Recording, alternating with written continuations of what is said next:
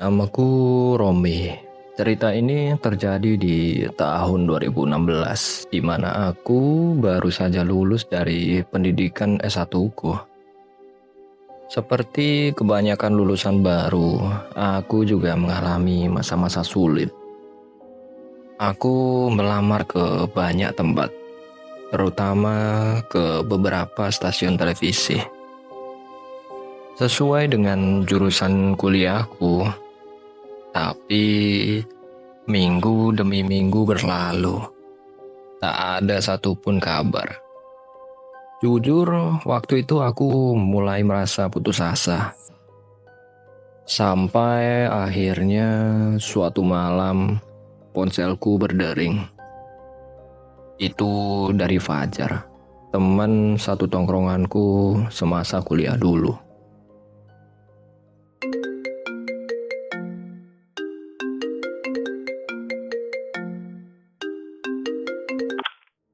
Rom, lu udah dapat kerjaan belum?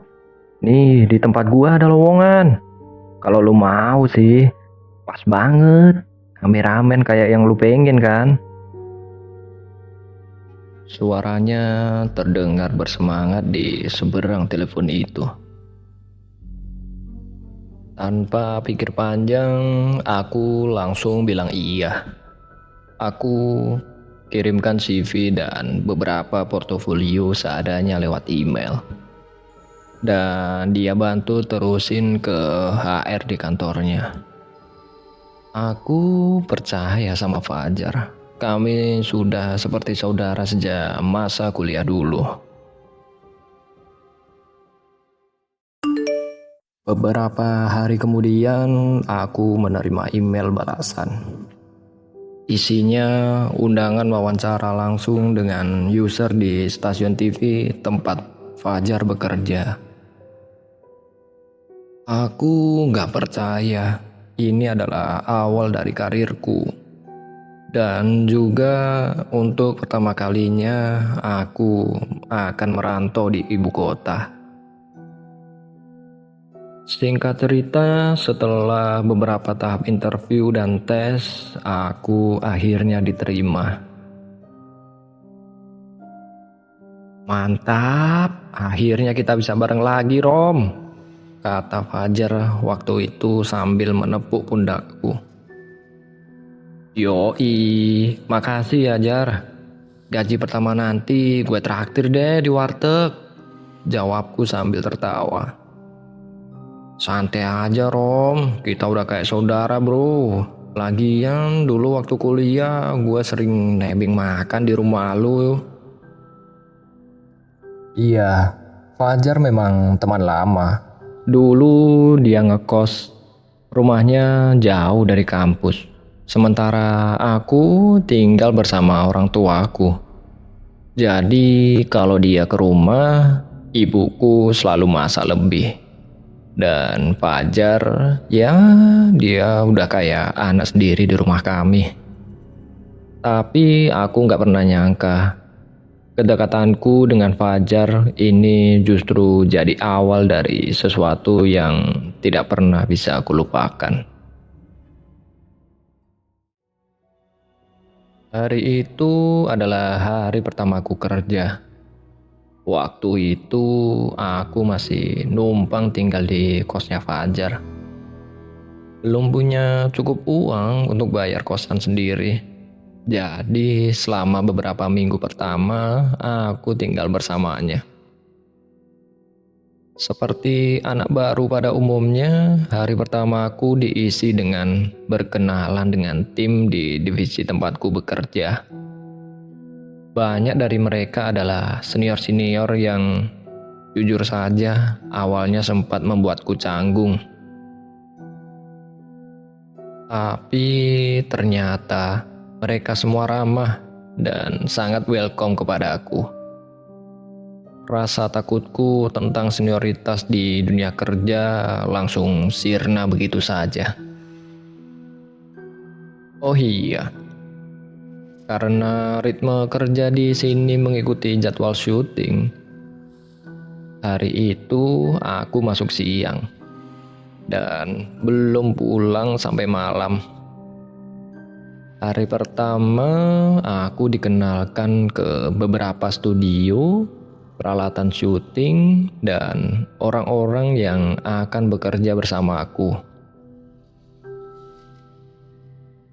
Rom, besok kamu ikut Bang Wendy dulu ya, biar kamu bisa lihat proses syuting. Seminggu ini kamu bantu-bantu dia dulu, kata seorang senior bernama Bang Abdi. Siap bang, nanti saya koordinasi sama Bang Wendy, jawabku. Bentar lagi orangnya datang, dia baru selesai syuting di luar. Oke bang, saya tunggu di meja kerja ya. Beberapa menit kemudian, Bang Abdi kembali menghampiriku. Mumpung kamu belum ada kerjaan, bisa tolong ambilin nasi kotak di basement nggak? Itu buat jatah anak-anak divisi kita. Nanti ada tulisan tiap divisi kok. Gue mau ke gudang dulu, mau loading alat buat besok. Siap bang, saya ke basement dulu ya.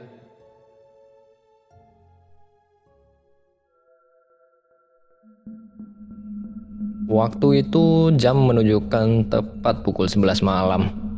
Aku ingat betul, beberapa lantai di kantor sudah sepi. Sebagian besar karyawan juga sudah pulang. Aku berjalan menuju lift dan turun ke lantai basement.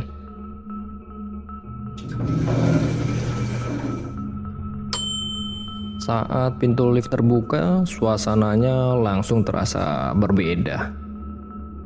Gelap, lembab, dan sepi.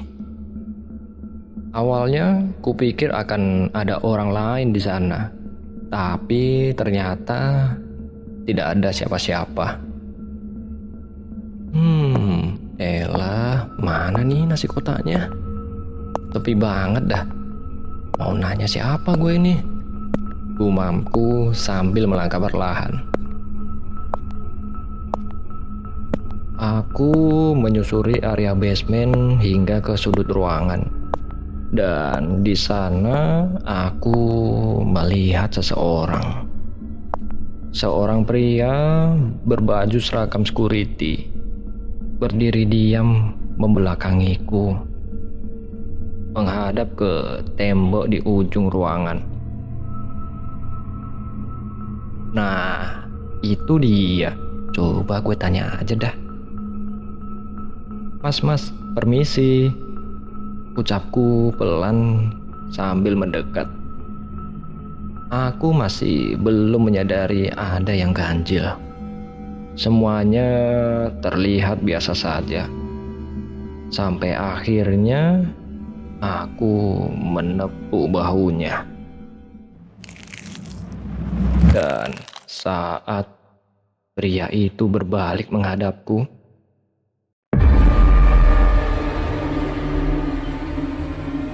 astaga! Mukanya rata, benar-benar datar, tanpa mata, tanpa hidung, tanpa mulut. Aku terdiam sejenak antara panik, takut, dan tidak percaya dengan apa yang kulihat. Lalu, setan! Aku berlari tunggang-langgang ke arah pintu lift. Nafasku tersengal. Tanganku gemetar menekan tombol lift berulang kali, tapi pintu itu tak kunjung terbuka. Aku menoleh ke belakang, dan sosok itu masih berdiri di sana.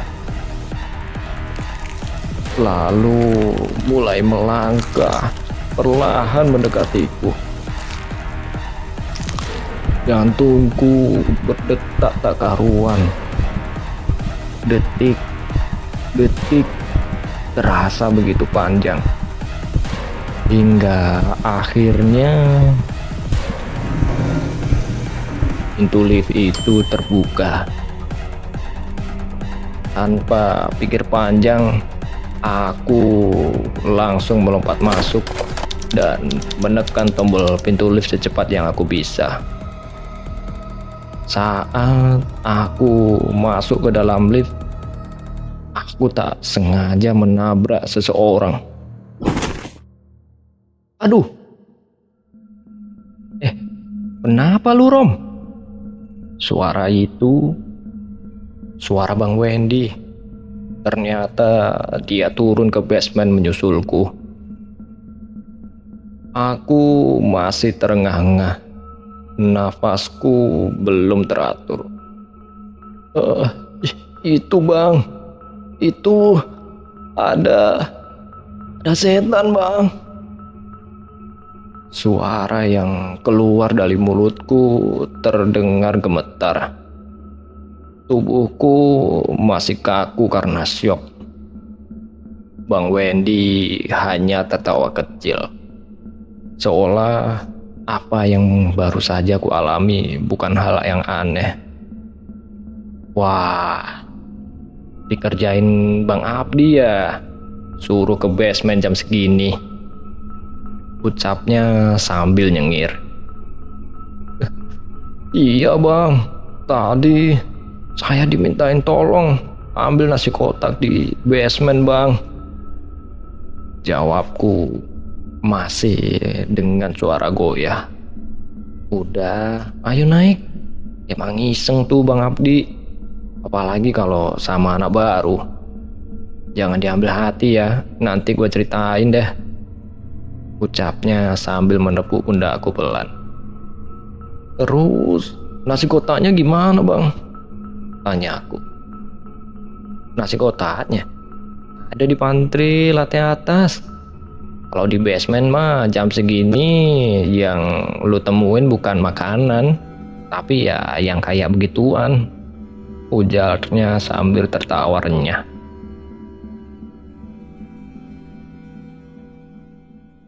Kami pun naik ke lantai atas, tempat divisi kami biasa berkumpul. Sesampainya di pantry, aku langsung melihat senyum licik dari Bang Abdi. Wajah puasnya jelas menunjukkan bahwa dia berhasil menjahiliku. Gimana Rom? Udah kenalan sama security di basement? Katanya sambil tertawa terpingkal-pingkal. Rese lu Bang, hampir aja gue ngompol, sahutku setengah kesal, setengah takut. Kami pun duduk dan menyantap nasi kotak yang sudah tersedia. Sambil makan, obrolan kami pun mengarah ke kejadian barusan. Bang Wendy mulai bercerita. Katanya memang sudah sering terjadi penampakan di basement. Sosok yang paling sering terlihat seorang security yang bermuka rata, seperti yang aku temui tadi. Aku langsung merinding. Hari pertamaku bekerja dan sudah disuguhi penampakan begituan. Bang Wendy lalu melanjutkan dengan nada yang lebih serius. Katanya dulu sebelum gedung ini dibangun, tanahnya adalah bekas kuburan. Dia tahu dari seniornya yang sekarang sudah pensiun.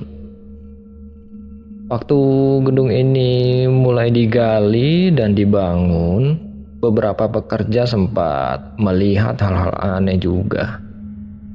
Jadi ya gak heran kalau sampai sekarang makhluk-makhluk itu masih sesekali menunjukkan dirinya. Tapi tenang aja Rom, ujar Bang Wendy sambil menatapku. Kalau nanti kamu lihat atau dengar sesuatu yang aneh, jangan panik. Mereka nggak akan ganggu kok. Mereka cuman pengen nunjukin kalau mereka ada aja. Aku hanya bisa mengangguk pelan.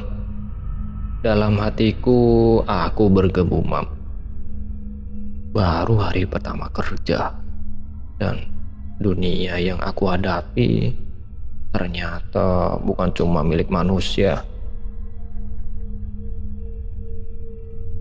Setelah selesai makan malam bersama tim, kami pun bergegas absen keluar dan langsung pulang. Malam itu benar-benar tidak akan pernah kulupakan. Bagaimana tidak? Penampakan yang kulihat di basement, sosok security bermuka rata terlalu nyata bagiku. Dan untuk dianggap ilusi, itu sangat tidak mungkin.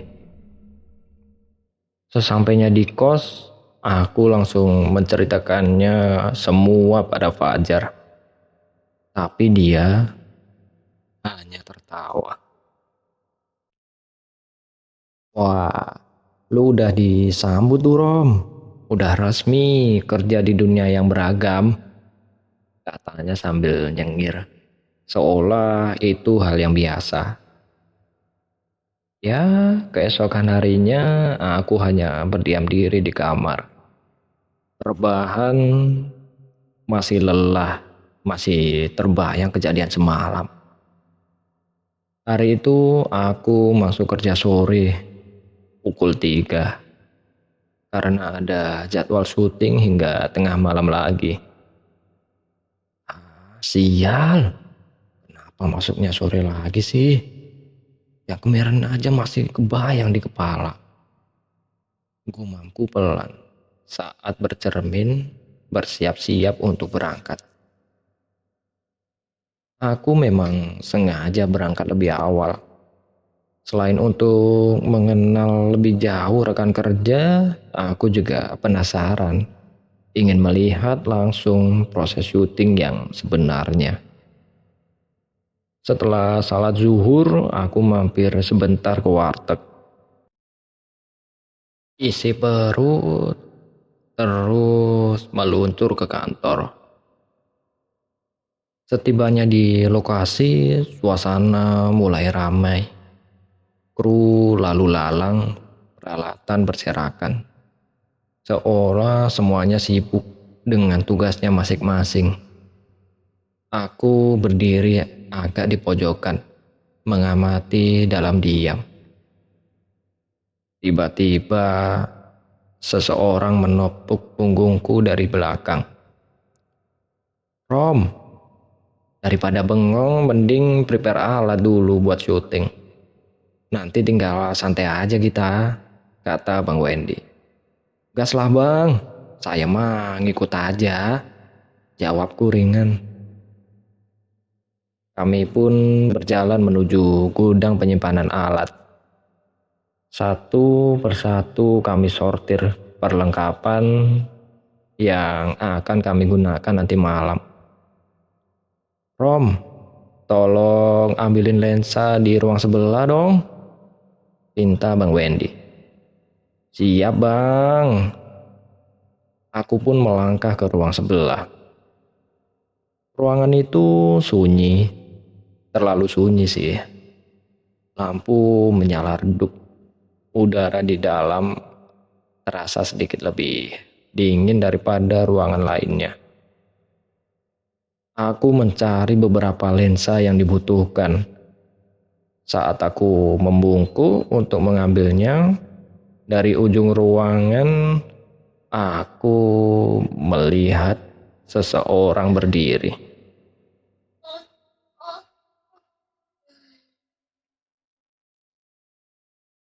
Seorang wanita bergaun putih, rambutnya pirang panjang. Berdiri membelakangiku, tak bergerak sedikit pun. Permisi mbak, saya mau ambil lensa. Lapor ke siapa ya? Tanyaku pelan. Dia tidak menjawab, diam dan membisu. Kepalanya perlahan menoleh ke samping. Lalu dia mulai berjalan pelan, sangat pelan, menuju tembok di ujung ruangan. Mbak, mbak, permisi. Masih tidak ada respon. Aku mulai merasa tidak enak. Instingku mulai berteriak. Wah, ada yang salah ini. Mbak, permisi mbak. Wanita itu tetap berjalan. Sampai akhirnya dia menoleh penuh ke arahku. Astaga, wajahnya rusak sebelah. Kulitnya seperti hangus terbakar. Sebagian daging wajahnya mengelupas dan bola matanya hitam pekat. Dia menyeringai kepadaku. Dan yang paling gila, dia menembus tembok dan menghilang. Ya Allah, apalagi nih Allah. Aku langsung berlari keluar ruangan. Napasku memburu. Jantungku seperti mau meledak. Setibanya di ruang utama, "Kenapa lagi lu, Rom?" tanya Bang Wendy. Heran melihat wajahku yang pucat.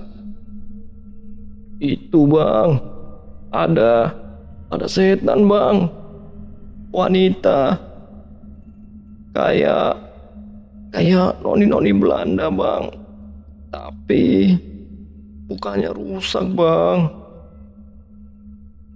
Bang Wendy hanya diam. Wajahnya serius dan tidak menanggapi seperti sebelumnya. Ia tak berkata apa-apa. Kami kemudian kembali mengambil lensa dan langsung melapor ke penjaga gudang. Tapi sejak kejadian itu aku tahu satu hal.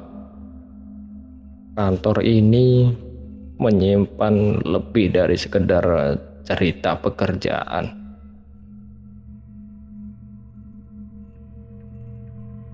Setelah kejadian di ruang sebelah itu, kami langsung menuju lokasi syuting dan mulai bekerja seperti biasa. Meski pikiranku masih dipenuhi rasa takut, aku berusaha bersikap normal, menyibukkan diri dengan pekerjaan seolah tidak terjadi apa-apa. Syuting berjalan lancar, tapi setiap kali mataku melirik ke arah gudang, tubuhku merinding. Selesai pekerjaan malam itu, kami kembali ke lantai 11. Kami duduk. Kami berkumpul di pantry. Ngobrol ringan sambil meneguk kopi dan menyantap sisa cemilan. Obrolan kami perlahan mengarah ke kejadian tadi sore. "Rom," kata Bang Wendy dengan suara lebih pelan dari biasanya. "Waktu lu cerita soal yang di gudang tadi, gue juga lihat." Aku langsung menoleh padanya. "Gue juga lihat, Rom. Persis. Makanya gue nggak ngomong apa-apa tadi dan langsung cabut dari sana." Tenggorokanku terasa kering. Jantungku kembali berdegup cepat. Bang Wendy lalu melanjutkan ceritanya. Itu memang sering muncul di gudang. Sosok perempuan kayak noni Belanda. Udah dari lama dia suka muncul di sana. Kadang berdiri, kadang jalan menembus tembok. Tapi ya nggak pernah ganggu. Cuma ya seakan pengen nunjukin kalau dia masih ada aja, Rom. Aku hanya terdiam. Syok, tak tahu harus berkata apa. Bagaimana tidak? Gudang tempat aku melihat sosok itu adalah tempat yang akan paling sering aku kunjungi selama bekerja di sini. Semua alat syuting, semuanya ada di sana. Dan kini setiap kali aku melangkah ke gudang itu, bayangan wajah rusaknya dan mata hitamnya akan selalu menghantui pikiranku.